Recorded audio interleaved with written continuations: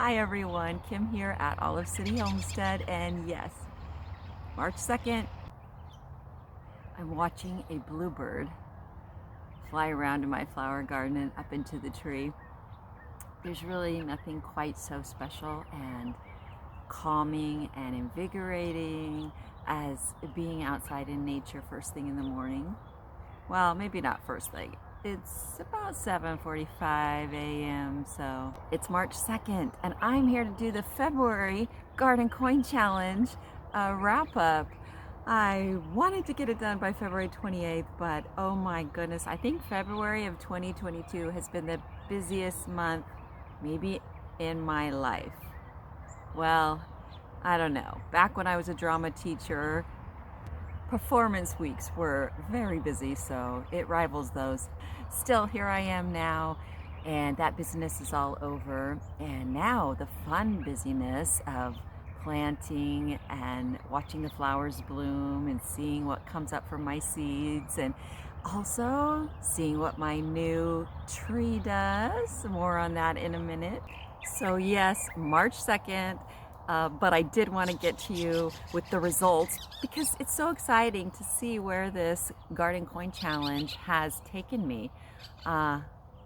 I had no idea I would save so much money. So I started off just saving coins, but like I said in my last video at the end of January, I decided to add dollar bills because it's kind of easy when you're shopping to manipulate the change so that you get more dollar bills back than say 5s or 10s, and so that adds up pretty quickly, and I know it's a little cheating, so I did keep track separately of the coins and the dollars. But I had a goal in mind for February. I actually thought it might take all of March too to save enough to buy a witch hazel tree, a Jelena witch hazel that I had my eye on at a local nursery. It was so gorgeous, and the flowers on a witch hazel are like nothing else, and they bloom all winter, as you'll see because I have a clip from it at the nursery. So how did I do? Well, started off in my Calamity Ware mug that if you didn't see the last video, I will show you now. Basically, it has all kinds of interesting, terrible things going on this mug. And so no matter what you think your life is like, no matter how bad it seems, this mug might make you feel a little better. Well, it makes me feel a lot better because it's full of money. In fact, it got so full of change that I had to incorporate another mug, another one of my favorite mugs. I like to collect coffee mugs. I drink a lot of coffee, but also I just like the theme. So this one, of course, is a woman who loves books, which is definitely me. I don't know if I've ever mentioned, but I have, I think, at latest count, 54 bookcases in my house. Yeah, it's true. And cats, because I love cats too. I don't have 54 cats, but I have a lot. Anyway, the coins for February added up to $65.34. And in this not so decorative but highly useful peanut butter jar, I collected my dollar bills, and they added up to $60. So together, grand total for February of 2022 in my Garden Coin Challenge, $125.34. So exciting, because that was more than enough to buy the witch hazel tree that was $85, but I got a discount, so it was slightly less. So I was super excited. In fact, so excited that, well, I bought it early. I kind of knew as time went on and that money was piling up that I had enough. And when that sale went on so that I could get that discount, I thought that I need to get it now. So I did. And now I can reimburse my purchase price with the savings I've just counted up. So let me take you back to the day I went to the nursery to get the Jelena witch hazel tree. And I can show you what it looked like then, because at that point in mid-February, it still had a lot of blooms on it. It is a tree that blooms late fall all through the winter in glorious fall shades of colors from yellow to vivid red. Mine is a wonderful dark burnt orange. And then in the early spring, it loses the flowers. So mine now here at home has lost flowers. I'll show it to you in a minute. It still looks beautiful. In the summer, as the leaves have come out over the spring, it has really broad green leaves. And then in the fall, those leaves turn to awesome fall colors. And then the blooms come out. So I'm just really looking forward to watching this whole process because it's really my kind of tree. And I actually want to get a few more. Now, the witch hazel tree is typically grown in zones 5 to 8, and there's several varieties. There's 4 main varieties, and then there are some cultivars. I have the Jelena cultivar. I want to get the Diane cultivar too because its flowers are even darker orange red, and I really want that color. But also, it's been bred to be able to withstand the zone 9 heat that I have. What I'm going to do with my Jelena witch hazel is I'm going to plant it.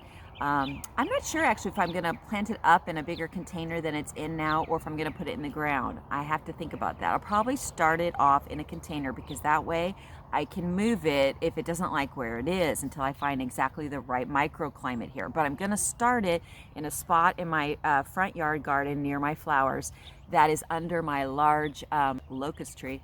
And so it will get a lot of filtered shade, good bright morning sun, which witch hazels love sun, usually full sun, but in my kind of summer heat, I'm going to give it that afternoon filtered shade and see how it does there. I've already said I'm excited probably 10 times, but I am really excited.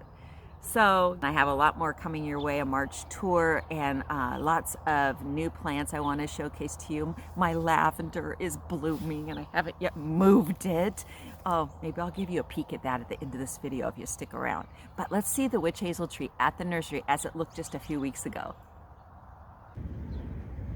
I am very excited to be here at the nursery to buy this witch hazel tree, a Jelena witch hazel. It's starting to lose its blooms now. Still, you can see just beautiful blossoms, at least to me. And this is what it looks like as the petals fall off.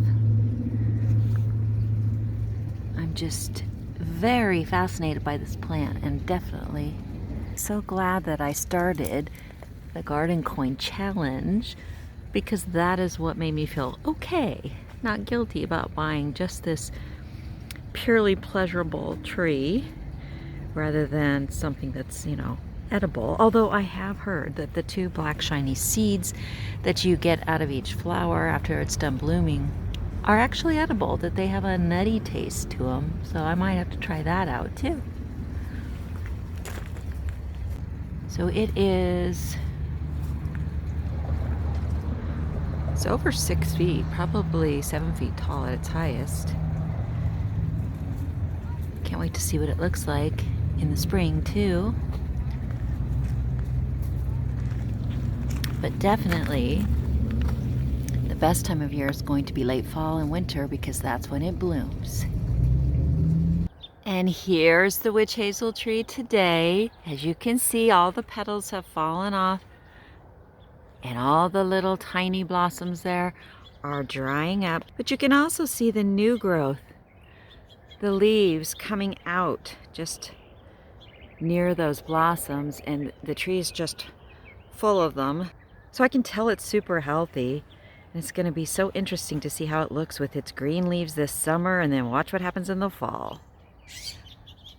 I'm really happy I went ahead and got it early so I could enjoy the blossoms as I did for the last few weeks. And now, hey guys, let's go look at the lavender. Just a sneak peek at my upcoming wild lavender garden as I landscape it in the next couple of months. So here's the mother plant in bloom, and I must say I'm very pleased with how it's looking because I hacked this thing back so much.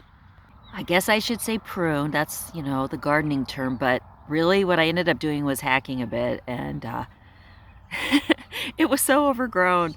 And you know what? It hasn't really suffered. It's just getting wider and filling out, and so I'm happy with what I did. And then all the little baby plants, the hundreds of them that surround it, guess what? They're all blooming too. I'm gonna have so much fun digging these up and replanting them. And yeah, they're all blooming. Look at this. Remember, these came up as volunteer seedlings, and there were over 200. I took quite a few out and planted them in pots and planted some around the property. But all of these I left in the ground are now going to, there's more down here, look at there. They're all blooming. They're now going to be part of my wild lavender garden, which is going to be in this middle island with my Euryops, those yellow flowers, and my pink loropetalum. Yeah, that's what's going to be happening real soon. And if you watched my self-sufficient tree pruning video where my son helped me cut down, well, he did the work, I just directed him, where my son cut down quite a bit of the height, probably 2/3 of the height of my flowering mulberry trees, so they would be lower and not shade so much in this garden.